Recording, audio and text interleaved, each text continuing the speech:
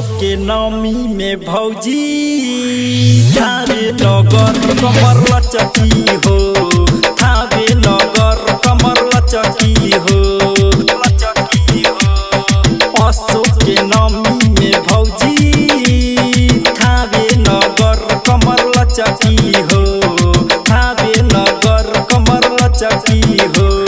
सभे भक्तन देखो झुम झुम के नाचे, संगे बाड़ी हो देखा की हो। असो के नमी में भौजी थावे नगर कमर लचकी हो, थावे नगर कमर लचकी हो। असो के नमी में भौजी थावे नगर कमर लचकी हो, थावे नगर कमर लचकी हो।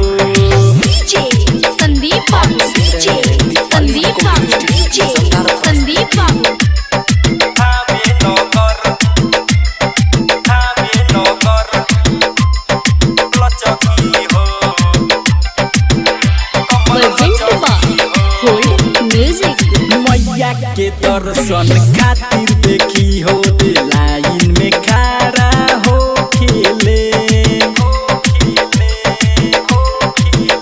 लॉकडाउन के कारण मैया सुनी पूजन में देरी हो खेले।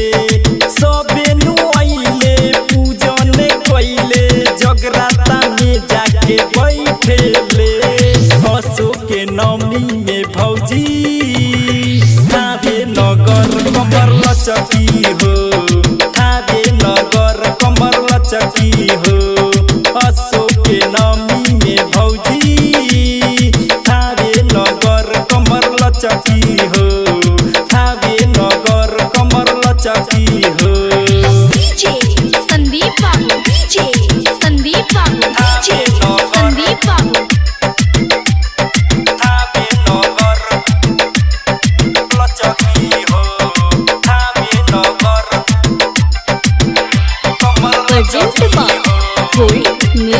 विनोद छोटू पप्पू जी संगवा जगराता में कमर हिलैले हो, हिलैले हो, हिलैले हो। विनोद छोटू पप्पू जी संगवा जगराता में कमर हिलैले हो। देवेंद्र टी के संगई में रहे, मस्ती में मेला घूमेले।